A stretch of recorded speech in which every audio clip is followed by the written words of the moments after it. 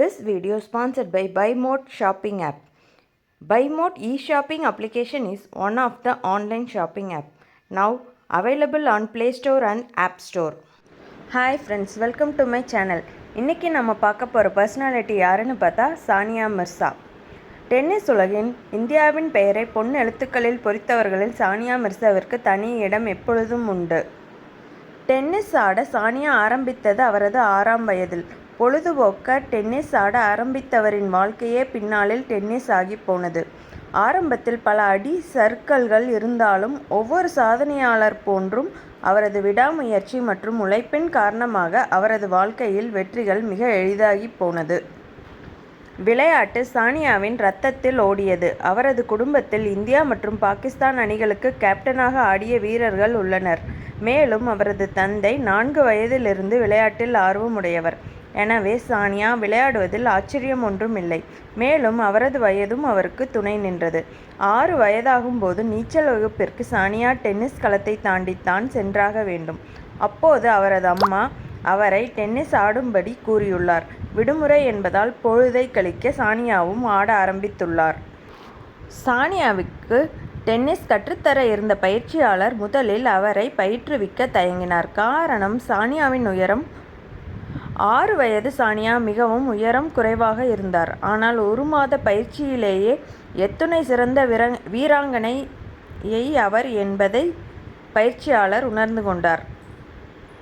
NASR பள்ளியிலும் பின்பு புனித மேரி கல்லூரியிலும் பயின்று பட்டம் பெற்றார் சானியா. அவர் படித்த கல்லூரியில் அவருக்கு முன்பு VVS லக்ஷ்மண் படித்தது குறிப்பிடத்தக்கது. விளையாட்டில் மட்டுமல்லாமல் படிப்பிலும் சானியா வெற்றியாளர்தான். அவரது தலைமை ஆசிரியர் அவரது திறமையை கண்டு அவரை விளையாட மேலும் ஊக்குவித்தார். 12-13 வயதிலேயே டென்னிஸை தனது முழு நேர பணியாக எடுக்க சானியா முடிவு செய்தார். ரோஜர் ஆண்டர்சன், CK பூபதி, அவரது தந்தை இம்ரான் மிர்சா ஆகியோர் அவரை பயிற்றுவித்தனர்.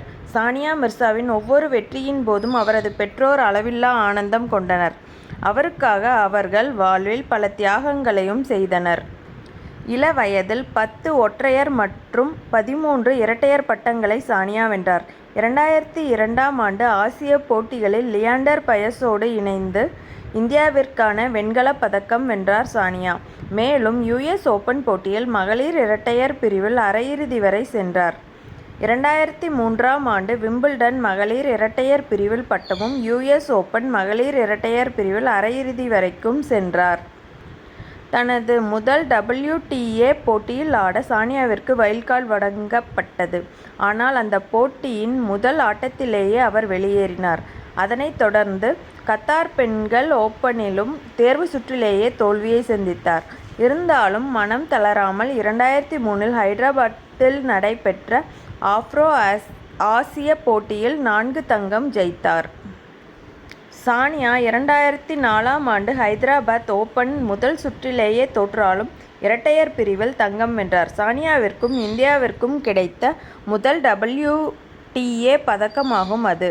அந்த வருடத்தில் 6 ITF விருதுகளை வென்றார். அதே வருடம் அவரது சாதனைகளை பாராட்டி அவருக்கு அர்ஜுனா விருதை அரசு வழங்கியது. 2005ஆம் ஆண்டு ஆஸ்திரேலியன் ஓபனில் 3வது சுற்று வரை செரீனா வில்லியம்ஸை தோற்கடித்தார் சானியா.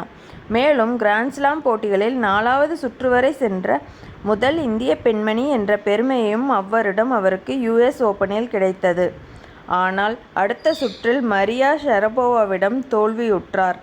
ஜப்பான் ஓபன் போட்டியில் அரையிறுதி சுற்று வரை முன்னேறினார் சானியா. இந்த வெற்றிகள் மூலம் WTAவின் newcomer of the year பட்டம் சானியாவிற்கு கிடைத்தது. 2006ஆம் ஆண்டு ஆஸ்திரேலியன் ஓபனில் கலந்து கொண்டார். ஒரு கிராண்ட்ஸ்லாம் போட்டியின் அட்டவணையில் முதலாக இடம்பெற்ற இந்திய பெண் என்ற பெருமை அவருக்கு அவ்வருடம் கிடைத்தது. அந்த போட்டியில் 2ஆம் சுற்றில் அவர் வெளியேறினார். அடுத்ததாக துபாய் டென்னிஸ் சாம்பியன்ஷிப்பில் சுவிஸ் வீராங்கனை மார்டினா ஹிங்கிஸிடம் தோல்வியுற்றார். பிரெஞ்சு ஓபன் மற்றும் விம்பிள்டன் இரண்டிலும் முதல் சுற்றை தாண்ட இயலவில்லை என்றாலும் US ஓபனில் 2வது சுற்று வரை சென்றார். 2006 செப்டம்பரில் சன்ஃபீஸ்ட் ஓபனில் அரையிறுதி வரை சென்று மீண்டும் மார்டினாவிடம் தோல்வியுற்றார். ஆனால் பெண்கள் இரட்டையர் பிரிவில் அமெரிக்க வீராங்கனை லிசல் ஹூப்பரோடு இணைந்து பட்டம் வென்றார். 2007ஆம் ஆண்டு Australian open, French open, Wimbledon 3 போட்டிகளிலும் 2வது சுற்று வரை சென்று திரும்பினார் மிர்சா. இவரது விளையாட்டு வாழ்வில் முக்கிய கட்டமாக அவ்வருட கோடைகாலம் மாறியது. அதன் மூலம் ஒற்றையர் பட்டியலில் உலக அளவில் 27ஆம் இடம் அவருக்கு கிடைத்தது. மேலும் US ஓபனில் 3வது சுற்றுக்கு முன்னேறினார். இரட்டையர் பிரிவில் அவருக்கு வெற்றிகள் அதிகம் கிடைத்தது. பெண்கள் இரட்டையர் மற்றும் கலப்பு இரட்டையர் பிரிவுகளில் காலிறுதிக்கு சென்றார். 2007ஆம் ஆண்டு 4 இரட்டையர் பட்டம் வென்றார். சானியாவின் டென்னிஸ் வாழ்வில் சிறந்த வருடமாக அமைந்தது அது. பல ஆட்டங்களிலிருந்து சானியா 2008ஆம் ஆண்டு காயம் காரணமாக விலக நேரிட்டது. வருடத்தின் துவக்கம் நன்றாக இருந்தாலும் போக போக காயங்கள் கோலோச்சின. 2008இல் பட்ட காயங்கள் மறந்து தவறவிட்ட பட்டங்களை மீண்டும் பெற சானியா 2009இல் தயாராக இருந்தார். ஆனால் 2010இல் மீண்டும் காயங்கள் உண்டாகின. எந்த போட்டியிலும் அவரால் வெல்ல முடியவில்லை. ஆனால் ஆசிய போட்டிகளில் வெள்ளியும், காமன்வெல்த் போட்டிகளில் வெண்கலமும் வென்றார். 2011ஆம் ஆண்டின் துவக்கத்தில் 141ஆம் இடத்தில் இருந்தார்.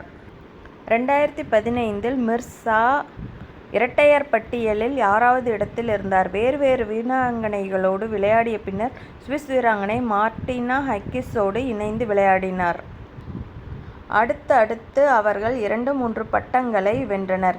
இருவரும் இணைந்தது முதல் ஒரு போட்டியில் கூட தோற்கவில்லை. மேலும் WTA பட்டியலில் உலகளவில் 1ஆம் இடத்தை பிடித்த முதல் வீராங்கனை என்ற பெருமை அவரை சேர்ந்தது.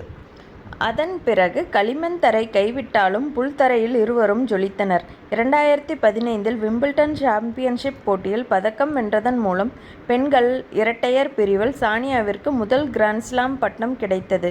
சானியா மற்றும் ஹிங்கிஸ் இருவரின் பெயரை இணைத்து சாண்டினா என பத்திரிகையாளர்கள் பாராட்டினர். அவர்கள் இருவரும் ஒரு போட்டியில் கூட தோல்வியுறவில்லை.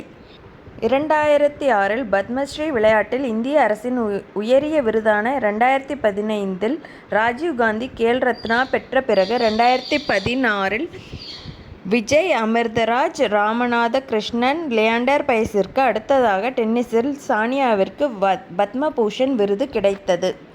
விளையாட்டு உலகில் நமது கொடியையும் பறக்க வேண்டுமெனில் இளவயதில் துவங்க வேண்டும். காலம், ஆற்றல், பணம் என அதிக முதலீடுகள் வேண்டும். அவை அனைத்தும் நமது விடாமுயற்சி, கடின உழைப்போடு சேரும் பொழுது கண்டிப்பாக வெற்றி தரும். நாம் விரும்புவதை நாம் செய்யும் பொழுது நமது வெற்றி எளிதாகும். பணம் நம்மை தேடி வரும். மேலும் சரியான நேரங்களில் சரியான ஆசான்கள் அமைவது முக்கியம் என்பது சானியாவின் வாழ்க்கை நமக்கு கூறும் விஷயமாகும். மேலும் எது வேண்டும், எது அவசியமில்லை என்பதையும் சானியா உணர்ந்திருந்தார். தனது ஒற்றையர் ஆட்டத்தை விடுத்து இரட்டையர் ஆட்டங்களில் கவனம் செலுத்தி உலகின் முதல் இடத்தை அவரால் பெற முடிந்தது. எனவே தோல்விகளைக் கண்டு துவளத் தேவையில்லை. அவை நமக்கான படிகளாக மாற்ற வேண்டும். Thank you friends. நம்ம இனி அடுத்த வீடியோவில் வேற ஒரு பர்சனாலிட்டி பற்றி பார்க்கலாம்.